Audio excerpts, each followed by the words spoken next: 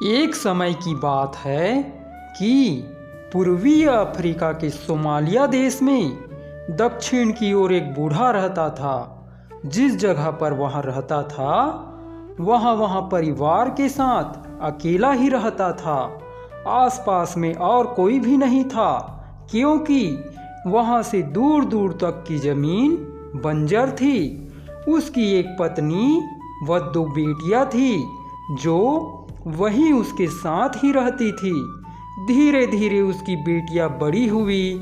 उसकी बड़ी बेटी शादी के लायक हो गई थी, सो उस आदमी को अपनी बेटी के लिए कोई दूल्हा ढूंढना था। यहाँ उसके सामने एक उलझन खड़ी हो गई, क्योंकि वहाँ कोई ऐसा नहीं था जिससे वहाँ अपनी बेटी की शादी कर सके। उस बूढ़े की पत्नी अपने पति से रोज प्रार्थना करती कि वह भी परिवार सहित किसी ऐसी जगह पर चल कर रहे जहाँ और भी लोग रहते हो, पर वह बूढ़ा सुनता ही नहीं था। एक दिन उसने अपनी पत्नी को साफ साफ बोल दिया, हमारे पुरखे यहीं रहते चले आ रहे हैं, इसलिए मैं यह जगह नहीं छोड़ सकता। पत्नी यह सुनकर चुप हो गई, क्योंकि अब उसके पास इसके अलावा और कोई चारा नहीं था कि वह वहीं रहे। उधर दिन पर दिन लड़की बड़ी होती जा रही थी और साथ ही साथ और ज़्यादा सुंदर भी होती जा रही थी। वह रोज दिन में 10 बार अपने पिता से पूछती, पिताजी आप मेरी शादी कब करेंगे? बूढ़ा पिता अपनी बेटी के इस लगातार सवाल से बड़ा परेशान रहता था, पर कर कुछ नहीं सकता था। समय बीतता गया, लड़की बड़ी होती गई और उसका अपने पिता से यह सवाल पूछना भी जारी रहा। इसी बीच एक दिन एक अजीब सी घटना घटी। वहाँ कुछ आधे आदमी और आधे हाइना की शक्ल वाले लोग आए और उस जमीन के मालिक के बारे में पूछा। बूढ़ा आदमी घर से बाहर आया तो क्या देखता है कि कुछ आधे आदमी और आधे हाइना की शक्ल वाले लोग बहुत ही सुंदर पोशाक पहने खड़े हैं। और सबसे अधिक आश्चर्य की बात तो यह थी कि वे दूसरे देश के होते हुए भी सोमाली भाषा सोमालिया की तरह ही बोल रहे थे। उस बूढ़े आदमी ने कहा कि वह जमीन उसी की थी।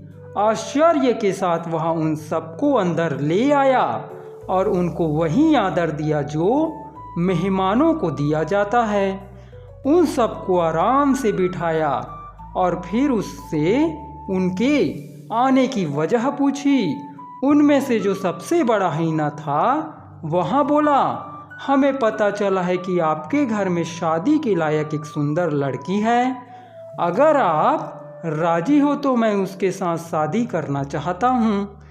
इस अनोखी बात को सुनकर तो वह बूढ़ा बहुत ही ज़्यादा परेशान हुआ कि वह अपनी इतनी सुंदर बेटी की शादी उस आधे आदमी और आधे हाइना के साथ कैसे कर दे।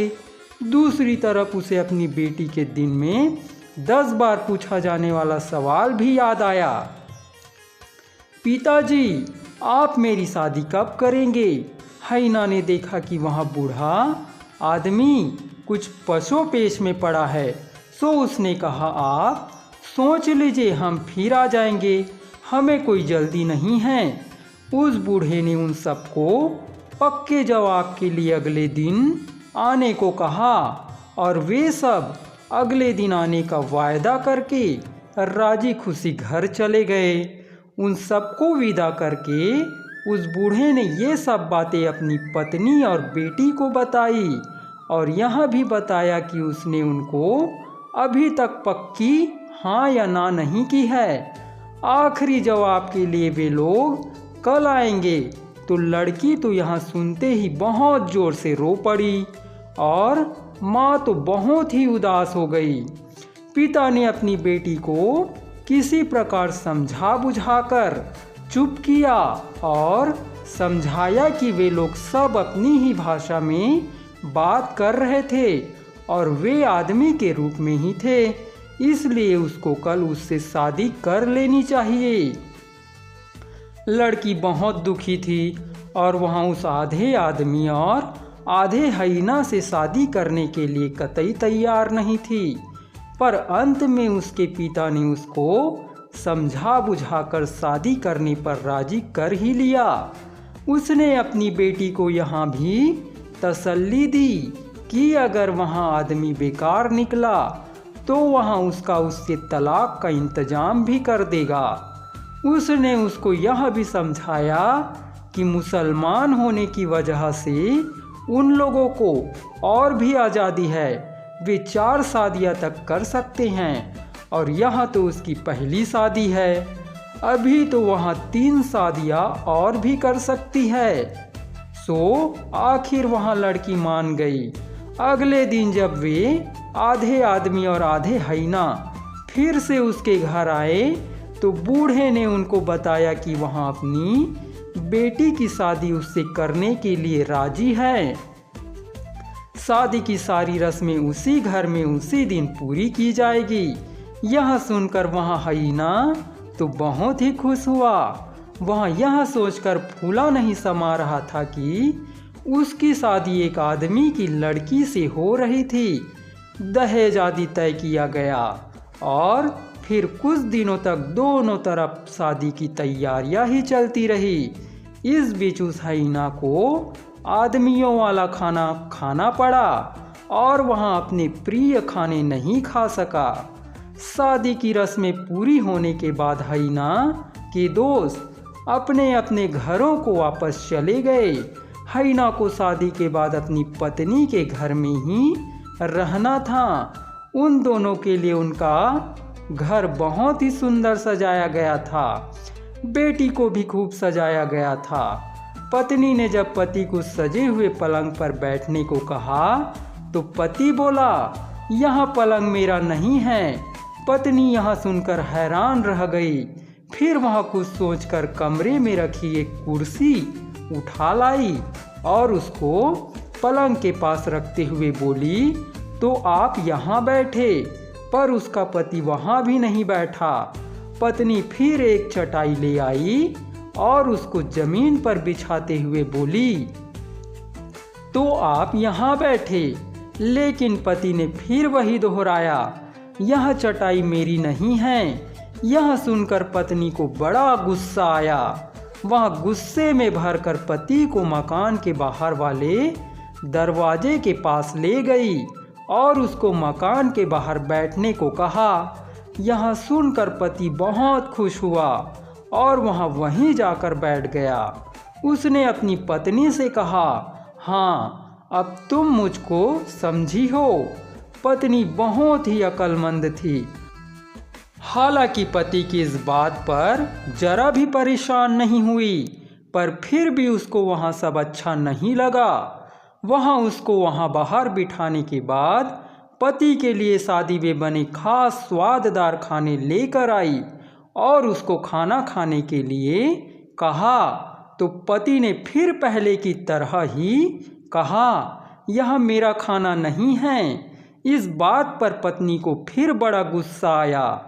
वह सोचती थी कि शादी के बाद का जीवन बहुत अच्छा होगा, परंतु यहाँ तो सब कुछ उल्टा ही हो रहा था। फिर उसने सोचा कि हाइना की पसंद का खाना कौन सा हो सकता है। यह सोचते हुए वहाँ अंदर गई। उसने कच्चे मांस का एक बड़ा टुकड़ा लिया, उसको मिट्टी में लपेटा और राख से भरे बर्तन में रखकर उसके सामने रख दिया। पति वहाँ खाना देखकर बहुत ही खुश हुआ और उसने वह खाना बड़े प्रेम से खाया। पत्नी को अब पूरा विश्वास हो गया कि उसके पति के अंदर भाषा के अलावा और कोई भी गुण आदमी का नहीं है। वह ऐसे पति के साथ और अधिक नहीं रह सकती थी और अब उससे पीछा छुड़ाना चाहती थी। वह तुरंत ही अपने पिता के पास गई और बोली, पिताजी, आपने मेरी शादी एक जंगली हाइना से कर दी है। वह तो बिल्कुल ही जंगली हाइना है। ऐसा कहकर उसने अब तक की घटी सब घटनाएं अपने पिता को बता दी। यह सब सुनकर घर के सब लोग इस मामले पर विचार करने के लिए इकट्ठा हुए कि लड़की का तलाक कैसे कराया जाए। उस मीटिंग में वहाँ हैना भी शामिल था, जिससे उस लड़की की शादी हुई थी। बूढ़ा उस मीटिंग का सरदार था। बूढ़े ने हैना से पूछा, मैंने अपनी बेटी की शादी तुमसे की है, इसलिए मुझे यहाँ जानने का पूरा हक है कि तुम लोगों के बीच क्या झगड़ा है। हैना बोला, मैं आदमियों के तौर तरीके अपनाकर अपने तौर तरीके नहीं बदल सकता, क्योंकि वे हमारे पुरखों ने हमारे लिए बनाए हैं, और ना ही मैं अपना जीवन आदमियों की तरह से जी सकता हूँ। बूढ़ा बोला, तुम बिल्कुल ठीक कह रहे हो, और अगर ऐसा है तो अब तुमको दोनों में से एक को चुनना होगा, या तो अपने रीति रिवाजों को और या मेरी बेटी को। बोलो तुम किसको चुनना चाहते हो।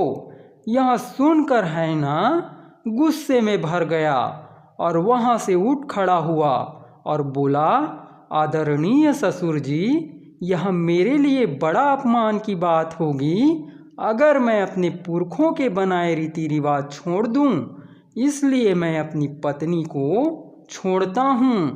और ऐसा कहकर वहाँ से उठकर जंगल की तरफ भाग गया कि कहीं वे लोग उसे पकड़कर वापस घर ना ले आए।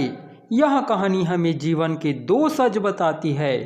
एक तो यहाँ की कोई भी जीव अपने वातावरण में ही ठीक रहता है। दूसरा, यहाँ की कोई भी हो, चाहे वह आदमी हो या जानवर, अपने आप को बहुत ज़्यादा नहीं बदल सकता। इसलिए किसी को भी दूसरी तरह के आदमी के साथ सोच समझ कर रहना चाहिए।